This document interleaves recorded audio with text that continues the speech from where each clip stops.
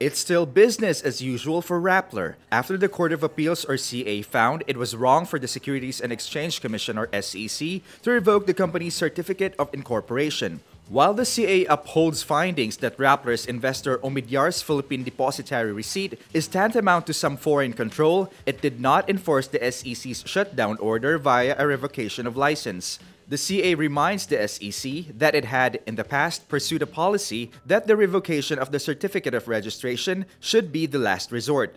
The court also finds merit in Rappler's contention that the execution of the waiver and the recent donation of all the Omidyar PDR to Rappler managers show the intention of petitioners to comply in good faith with the rules and regulations of the SEC. The CA sides with Rappler's argument that corporations must be given a corrective period within which it can fix the disputed provision. The CA returns the case to the SEC and says the recent developments may warrant a review of the shutdown order. Rappler's lawyer Francis Lim says the ball is now in SEC's hands. Lim says that while Rappler had hoped for the CA to recognize that it was fully Filipino, the Court of Appeals recognized one of the key issues in the case, that the SEC failed to give us reasonable time to fix whatever concerns they had about our investors. In a statement, Rappler CEO and executive editor Maria Ressa says that Rappler had hoped for the best decision as Rappler is, on paper and in reality, a completely Filipino-owned company. She also says, "We are here for the long haul, inspired and reinvigorated by the mission of journalism."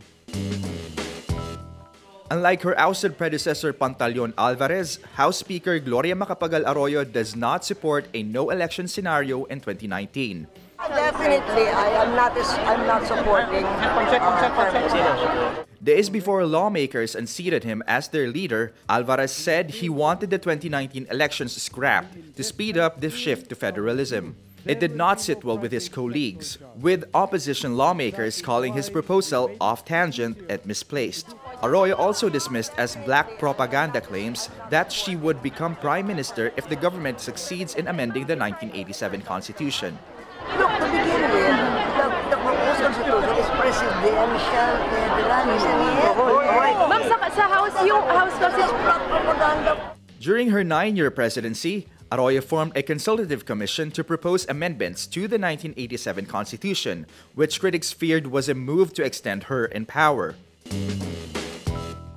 A faction in the ruling PDP-Laban holds elections for new leaders in what Party President Senator Coco Pimentel calls an unauthorized National Assembly. Around 300 people joined in the 11th National Assembly Friday at the Amoranto Stadium in Quezon City. Willie Talag, president of PDP-Laban Makati City Council, alleges Pimentel, former House Speaker Pantaleon Alvarez, and other party leaders committed violations against the PDP-Laban charter. PDP-Laban National Council Chair Rogelio Garcia was elected as president to replace Pimentel. Alvarez was replaced by Talag.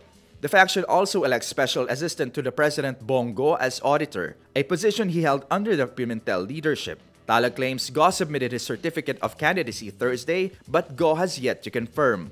Pimentel strongly disowns the group and the assembly. He says, quote, "They are rogue members who will be dealt with in accordance to party rules. We have already expelled some of them, and after a thorough investigation, will expel a few more." Talag refuses to admit they were expelled from the party. He insists that they were looking out for PDP-Laban's interest. Top audio streaming platform Spotify reaches 180 million subscribers, with 83 million of them paying. This is a jump from 75 million paying subscribers 3 months earlier. Spotify attributes the growth to emerging markets, particularly Latin America and Southeast Asia, and the popularity of its family packages. In year-to-year terms, Spotify's base of paying subscribers has jumped 40% from the same time in 2017. Despite the rapid growth of streaming around the world, Spotify has yet to turn a profit. Operating losses for the quarter were 90 million euros or $105 million. Although 2/3 were linked to costs for Spotify's listing on the New York Stock Exchange earlier this year and to company stock options. Spotify's closest competitor is Apple Music, which Apple CEO Tim Cook in May said has 50 million paid subscribers. The Philippine Olympic Committee or POC braces for possible fines following the decision of Samahang Basketball ng Pilipinas or SBP to withdraw from the 2018 Asian Games slated August 18 to September 2 in Jakarta.